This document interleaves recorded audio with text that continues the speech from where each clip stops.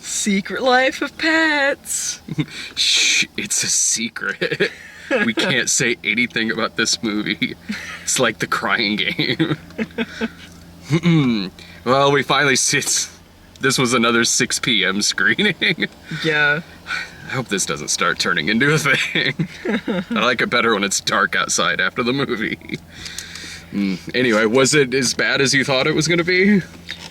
You know, I was wanting this movie with all of the ads and the promotions and just overbearing amount of advertising they've been doing for it. I wanted it to bomb because I wanted them to learn a lesson about hubris. But it turns out I learned a lesson about not being so quick to judge. Don't judge a dog by its fur.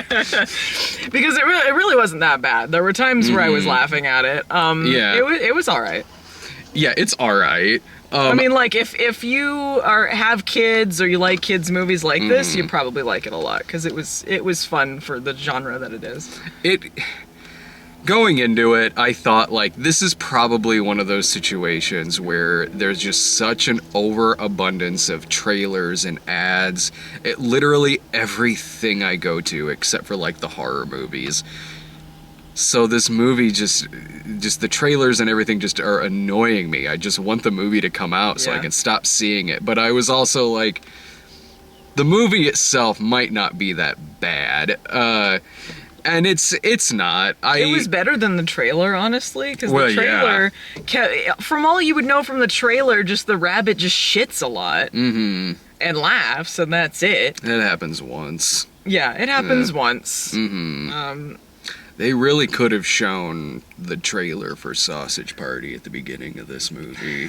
It straight up turns into Sausage Party during part of the movie. Yeah. I was laughing because it was just Sausage Party. It made no sense because it was like, why are they high or drunk off of sausages? It just makes no sense. But when they started playing the song from Grease, yeah, you're the one that I want. And then just eating the sausages, yeah. And he starts eating a couple of them as the sausages are dancing. That was funny. That was the biggest laugh I got out of the movie. Yeah. I laughed too when they were saying that they killed their owner. They were like, "Oh yeah, I snickered at that. I snickered here and there at it. Really, the sausage scene was the biggest full-on laugh it got out of me. I did chuckle a couple of times at the hawk. The hawk was funny. Yeah, the hawk was probably my favorite character in the movie. It's voiced by Albert Brooks, and the first time we meet him, he's on the rooftop in his little wooden shack and just has skeletons of whatever he's eaten. So he straight up does sound creepy when he's like, you're sweet too. Yeah, and savory, succulent. So she's walked walk over those bones here. Yeah. Come inside. Take my hood off.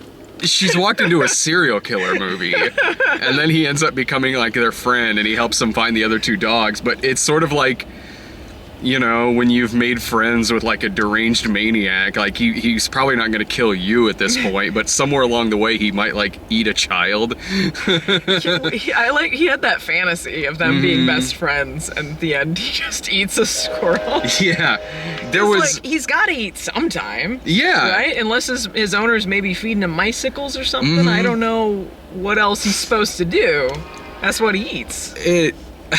I do like that in this universe things die, because there's a death scene involving a viper. Yeah. In this that at first a bunch of bricks fall on top of it, and then it peaks up like that. So instantly like, okay, they're not gonna actually kill anything in this movie. No, more bricks fall on him, and then a whole like fucking brick pillar lands on him, which itself is on fire. It just nonsensically lights on fire. And that makes me laugh. Yeah, that got a chuckle out of me. I wish, because it's a really colorful movie, and a lot of the characters I like in it. Honestly, my least favorite characters are probably the two main characters. They were all right. It kind of seemed like they were not in it as much as some of the others. Maybe it's because it was just a big cast. It is a big cast, and to me that was kind of relieving a little bit, because my favorite parts of the movie is when it's cutting to other things, because their story... a lot of really quick cuts, so it never felt like just like, all right, the scene's run its course. No, there's always something happening in this movie. This, like Finding Dory, ends in a car chase. Okay, all right. I was laughing when they're on the bus and the rabbit is just running into cars. You know, they had to have injured or killed many people. I was okay with that. Why do the humans not care? There's a fucking animal control off the side of a bridge. Yeah. Nobody stops or tries to, like, you know, like call 911 or like all these animals fighting. I mean, they interrupt all of this stuff going on, like traffic and stuff, but no one steps in to do anything. No. By the way, those animal control people apparently are the only ones in all of New York. Like, they were on the other side trying to get them. They go to Brooklyn across the river, and then they're there too. It's whenever like you see one of these movies everywhere. Oh yeah, whenever you see like a cartoon or something like this that's in New York or some big city, whether it's like a cop after them or an animal control person, it's always the same person, you know, like in the Hollywood Nights, how it was just the same two cops who but at least that was a smaller town, and they apparently had the world's longest shift. You could at least pretend that they're the only cops going on, or at least the only ones that care enough about the Hollywood Nights. But it's not like it's supposed to be New York. It was Hollywood, I guess. I mean, it's smaller than New York. Yeah. But still plenty of shenanigans. It made it seem like smaller because it was just at that because it was a low budget movie and it was just in a couple of places. Yeah. I was fine with that in this movie, because a real vibe that I got from this, and how colorful it is, and how a lot of the music is, a lot of the orchestra soundtrack, it definitely seemed like it had its roots in like old Warner Brothers cartoons, with a lot of the different shenanigans that are going on in it, the way that some of the animals are talking to each other, the fact that there is some kind of dark stuff happening in it, and whenever there is like some kind of damage to like cars or a building or anything, like no one really seems to care all that much. They just kind of go about their day. So I kind of accepted that in the universe of this movie. But the reason why I liked everything else better, other than the two main characters, Max and Duke, is their movie was Toy Story. It's hands down Toy Story, except in this, they both start out as assholes. Max is immediately an asshole because he's trying to get rid of the other dog, and then the other dog is also kind of a dick about it too. So at first I kind of didn't give a shit about either one of them, whereas Toy Story, you saw a little bit more of the humanity in them before some of them turned into dicks. So at first I kind of didn't give a shit, and plus I've seen Toy Story before, and I've seen countless other movies, plenty of them from Pixar, where it's two characters who don't get along, and then they get lost and have to find their way back, and they learn to work things out along the way. Like, it's that again.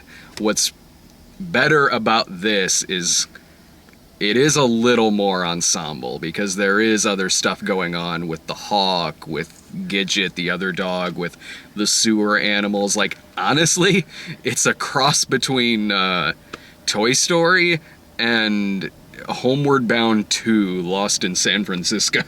I was just gonna say, it was exactly that. Yeah. It was Homeward Bound 2. Yeah, it did, honestly. Right down to, like, you know, they have, like, the pets that are, they're like, oh, you guys have owners, but we were abandoned. Yeah. Which is a little bit like Toy Story again, because they had, like, the toys that were, whatever those creations from that bad owner, and they had like the kind of creepy toys.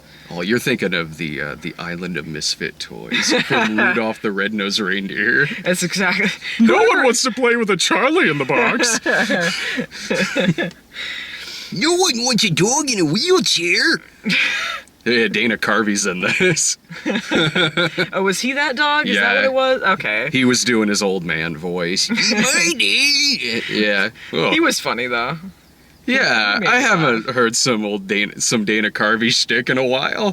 Why not? Sure, let's go ahead and bring that back. It was fine because he had a script and he wasn't trying to improv over other people and be annoying as fuck, so it was fine. There was that. Yeah. This is one of the better Dana Carvey movies. There's this and Halloween 2. Was he in Halloween 2? He's like an extra. He's like...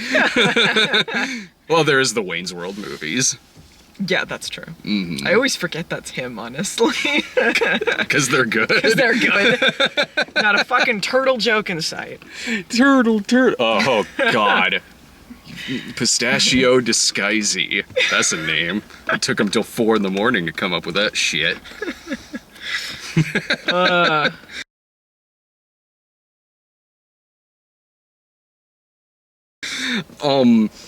But no, the movie is, I didn't laugh enough for me to say, like, this is worth going out in theaters. It didn't tug at my heartstrings enough like a Pixar movie or like Finding Dory. I think that's a better movie between this and that, but this is head over heels better than like fucking Norm of the North or Angry Birds or... It doesn't feel cynical. It doesn't feel like the most original. No, it's not that original, but yeah. But they do have some writing to back it up. Is the thing. They also have enough funny actors in it to kind of make a lot of the material work. I honestly could have just... I was really frustrated when I saw that most of this movie was just kind of a Toy Story knockoff because, yeah, I got tired of seeing the teaser trailer, but I was like, oh, you could do something with this, you know? It's what the animals are doing, you know, when the owners leave and all of that. Like, yeah, sure, you could do something with this. And then... oh, it's the thing with the two don't get along and they get lost and have to find their way. God damn, we're doing this fucking... I could have just used a movie about all of these animals just in that building. Like, just going to parties or just... They pull a Critters 3. Yeah, or Hot to Trot. When Bobcat Goldthwait leaves and all the animals come in and have a party and Don gets in trouble because he let the animals in. And then Bobcat Goldthwait comes home and just subtitle, shit! And they all leave and Don the horse is in big trouble.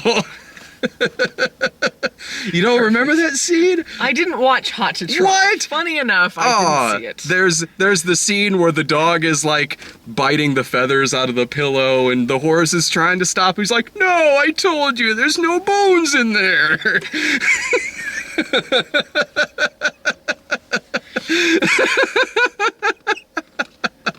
There's like, because this is in an apartment complex. But, you know, that had less animals on tall buildings, which there was a lot of in this. Yeah, because it is a 3D animated movie, so there's got to be a lot of scenes where something is flying. A shit ton of rooftop scenes. Yeah, rooftop scenes, something's flying, something gets launched in the air, or in the rooftop with a bird flying around, or them... falling on the, what do you call it? Like the window washing thing on the side of the building. Yeah. Platform, I guess. A platform. Yeah, I don't know what those are called. I ain't going on one of those. Way too high up. I don't give a shit how dirty your windows are. That is true. There is way more rooftop scenes in this than in Hot to Trot.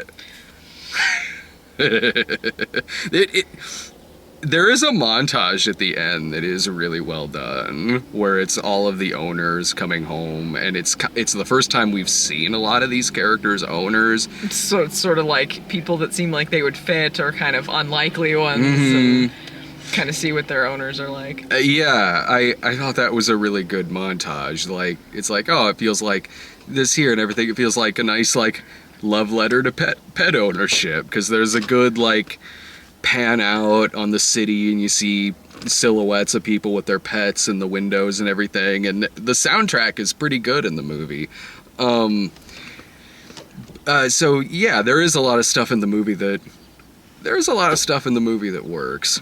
Honestly, the thing that I disliked the most was the Minions short at the beginning. Honestly, because I have not seen Minions or Despicable Me or any of that stuff. So this is my first exposure to the Minions, and that's about all I want. They're better in the other stuff. The other movies I haven't necessarily seen all the way through, but the bits and chunks I have just from them being on TV, it's better than that short that was put in front of this. That was a little much, because we got trailers for every kids movie coming out over the next 10 years. The Sing one didn't have from the makers of Secret Life of Pets, even though it was before Secret Life of Pets. Yeah, They just said, like, from the producers of Despicable Me. Despicable Me, yeah.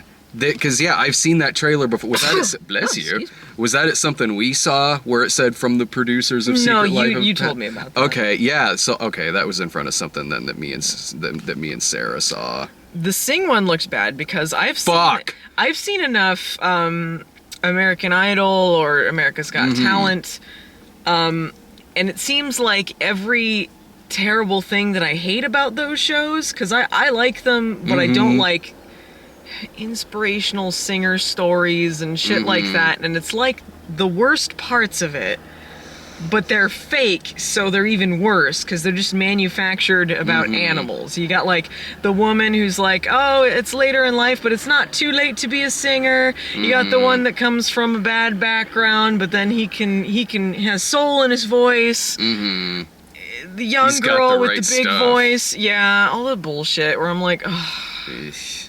But it's in a movie about animals. Shit. What I hate about that trailer is that my least favorite part of all, or among my least favorite parts of all of these animated movies, is the obligatory scenes where the characters are fucking dancing and singing at there's movies that I love that still do things like that. Like there's the ending credits to even like Zootopia has like a part where there's the character on stage singing and everyone's out there dancing.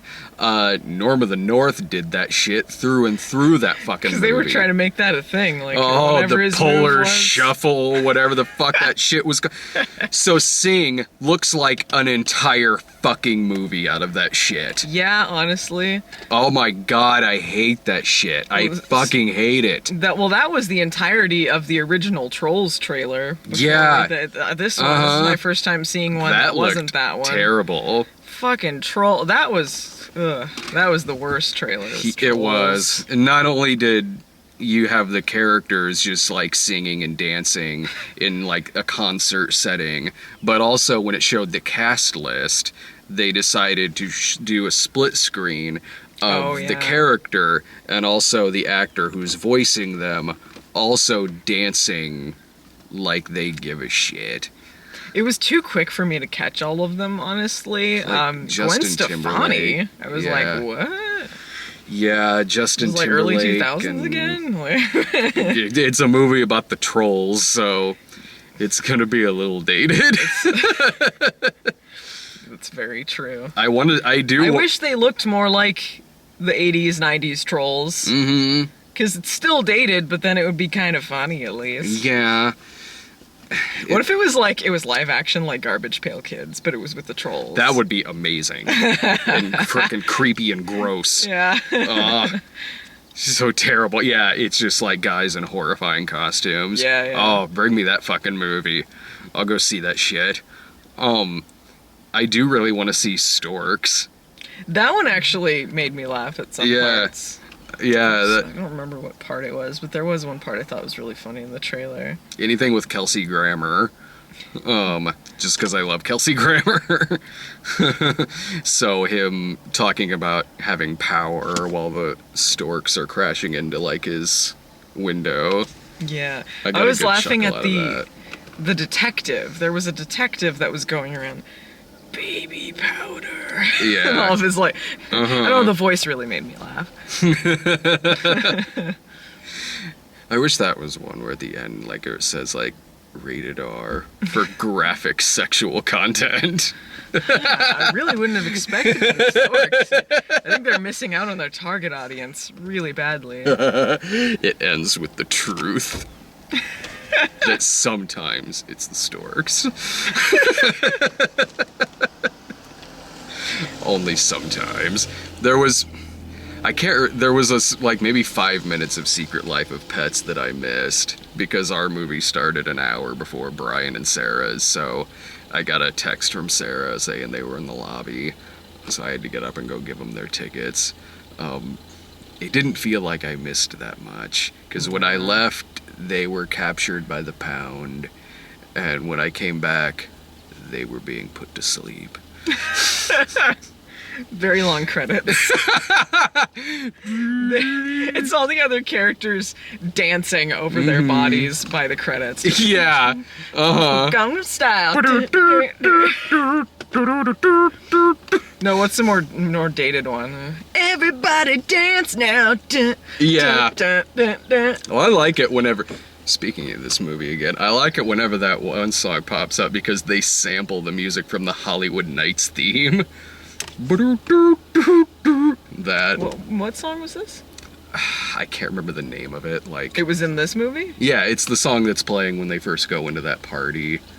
Oh, okay. Yeah, I know which one you're talking about. Well, they did one that also sampled Stayin' Alive. Yeah, because we were talking about that earlier, so that was funny. They were doing another fucking Stayin' Alive strut scene. That was one of the less original parts of it, but...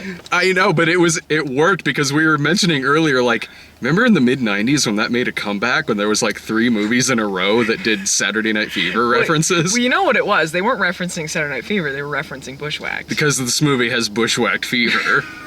Bushwhacked. Yeah, that's how the movie ended. Bushwhacked. It was... Nobody got it but us, but it was worth it. Or they could have been referencing Virtuosity. Hey, Parker, this one's for you. They had... Speaking of the 90s, the trailer for 9 Lives was... Yeah! Oh! Had you seen the trailer before? Not this trailer. That was amazing, because it was just... By the numbers, something from the 90s. I felt like I was transported back to childhood. Like, he's got time for everything, but his family. So in other words, what I'm telling you, audience, we're gonna turn him into a fucking cat. Fucking Christopher Walken. Because of course he's the one who does it. He's like the fucking old man from Gremlins in his little mystery shop. Oh, he's his character from like fucking like Click. Yeah, he's Click. I just sold this one jackass a remote. I'm gonna make you a fucking cat. What if it was the character from Click? It might as well be. Off of it. It totally might as well fucking be. Like, what I didn't realize until this trailer is... because the other trailer I saw was just kind of a teaser where it's his life is being put on pause. So like in this, there's sometimes he's a cat, other times he's this CGI monstrosity of a cat. That's when you get into like Tim Allen Shaggy Dog territory. Oh my god. That was terrifying looking. Holy shit. Although I gotta give it props because, but granted, you're getting horrifying special effects out of this that look awful, but because of that, finally, here is one of these movies where a human gets turned into an animal, and he's legit trying to do human things to convince him that there's a person inside there. So he's doing pull-ups, he's trying to do stuff that you never really saw in like other movies like this because it wasn't this horrifying special effect in front of you. It was just like, oh, it's Benji, and he's writing with a pencil, and he's using the telephone. Oh, shit! Benji. Yeah, speaking of oh, shit. So in this, because of the horrifying effects they're doing, it looks like, oh, he has more of an opportunity to try to convince them that he's a person. You know what I love about this? Unless it's the trailer is being horribly misleading, I admire the total lack of effort to make it any sort of new spin. Yeah, like they're sticking to their guns. It's going to be exactly like something you would have seen a decade, 2 decades ago. It is just one of those movies. It is just one of those movies. They're not going to do any sort of like different take on it. Yeah. It's just it could have been a script straight from then, and then they pulled a Pluto Nash and it was just shipped around for 2 decades.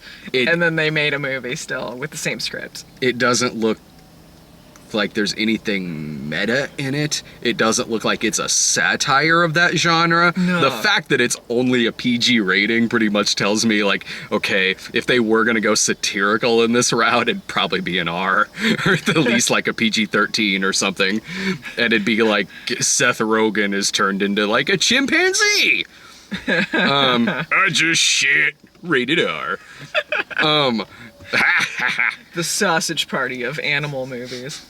I can't wait for Sausage Party. I loved it when it was trending on Facebook because, man, this said just so many things.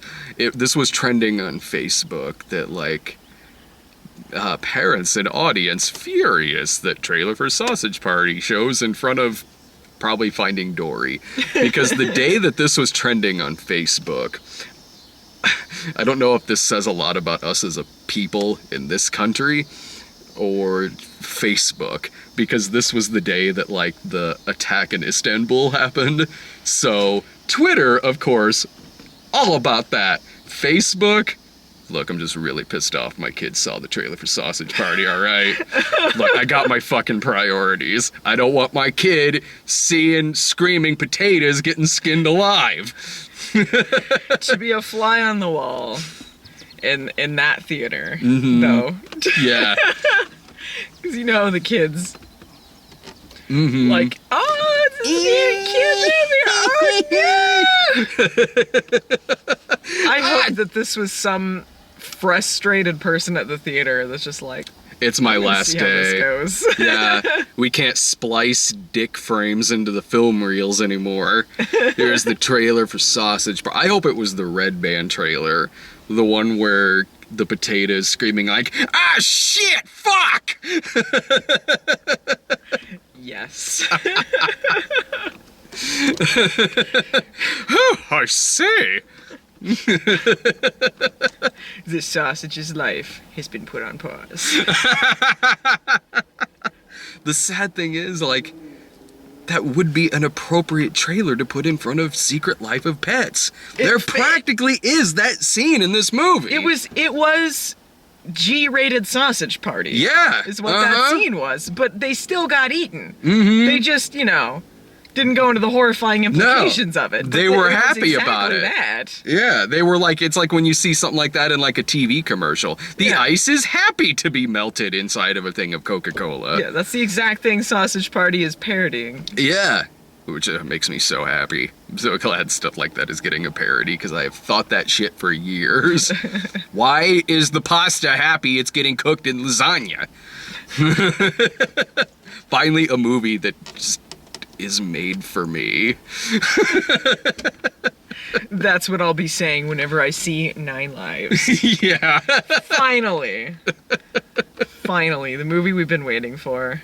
I need to talk to like one of the managers here or something to see, like, when you're done with that 9 Lives standee you have in there, I want it so bad. You're like, look, I've been a loyal customer for a long time. Yes. Cut me a deal. I've been here every week for the past 5 years. Now that I say that out loud, it's very sad. But not as sad as me asking for that cat standee. Hashtag Mr. Fuzzy Pants. What would you do with it? It's so big. It's, probably put it in like my dining room. There's enough room in there. I'll put it next to the cat's perch. Lloyd would like that. He'll love it. He won't like the fact that the Siamese cat in this movie is only in like 2 frames of the movie. I liked the hairless cat. That was funny. Yeah. It would have been funny if that was Jason Statham doing the voice. Because they're kind of doing like that kind of Statham-y voice with that character. Yeah, like in a couple of the crowd shots, you see like a Siamese cat sitting there. There's a Himalayan that's later in the movie. There's a lot more cats than anything, because they have like a whole gang of like stray cats. Maybe they wouldn't let the Siamese cat talk because it's an animated movie, and when you have the Siamese cat talk, some people might get offended. Get Heathcliff in on this. Yeah, with the Siamese twins. You're no match for the Siamese twins. We'll be back, Heathcliff. They never came back. Punted across into the ocean. Across the ocean into a boat. You had to put them in the box, like up to their heads, because they knew karate. They would attack them. So good. Or Cyan Am from Lady and the Tramp. Or is that their name? Cyan Am? Cyan Am, yeah. What the fuck? Yeah, makes sense. That's a really lazy name. They can't all be named Lloyd and Chloe.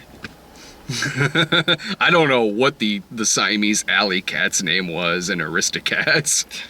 Chop Suey. Probably something terrible. Chop Suey, Egg Foo Young, Fortune Cookie. That's his lines in the movie. Whatever, Lloyd likes that scene. He likes it way better than the scene from Lady and the Tramp. He got up and left when I put that on. Lloyd is horribly racist, though. He's incredibly racist. To his own kind. He should really be offended by this. That makes it okay. Mm-hmm. His best friends are Siamese. Chloe? I don't know if Chloe's his best friend. Well, that's what he tells people anyway. Lloyd's best friend is his reflection in the window. He thinks he's got a Siamese friend. He doesn't know. Actually, wait. Lloyd's best friend is Sasquatch.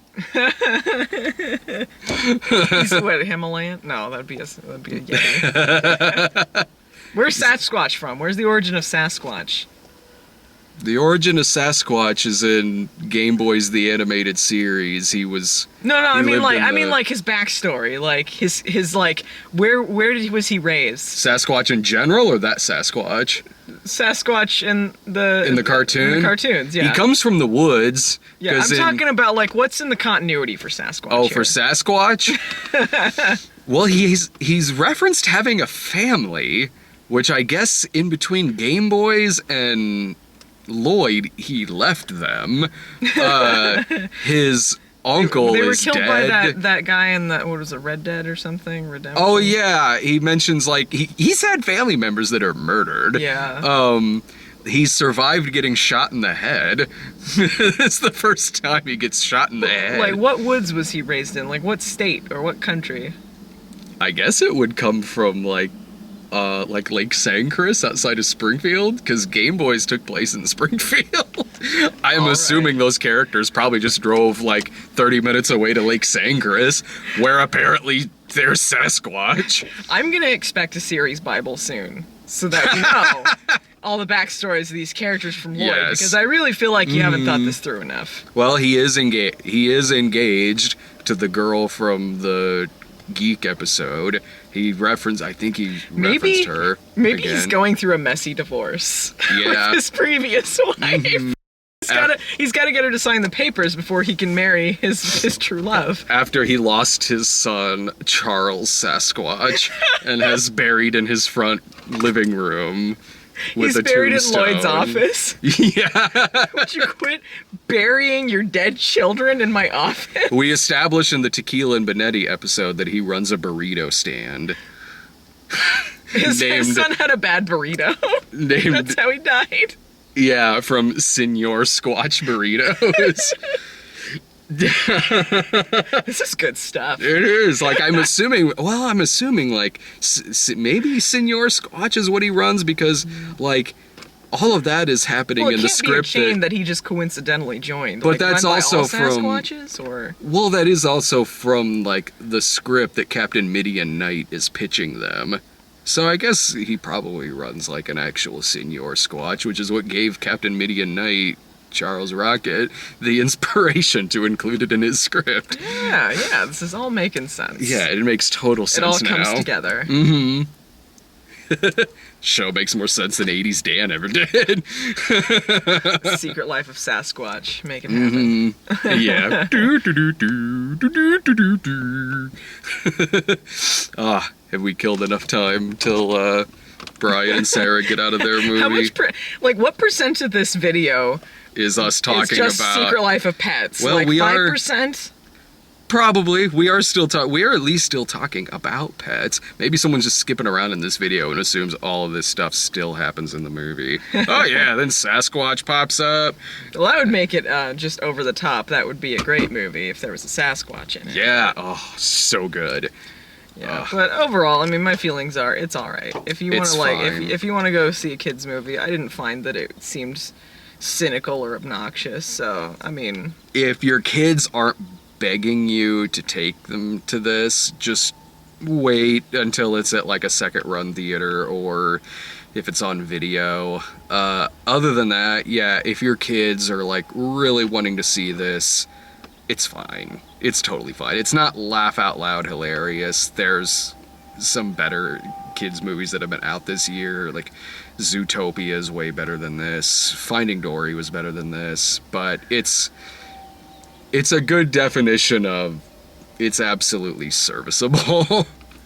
Yeah, that's what it is. I would say above average. Mm-hmm. Next week is Ghostbusters, which I'm sure everyone will not be debating at It'll all. come and go.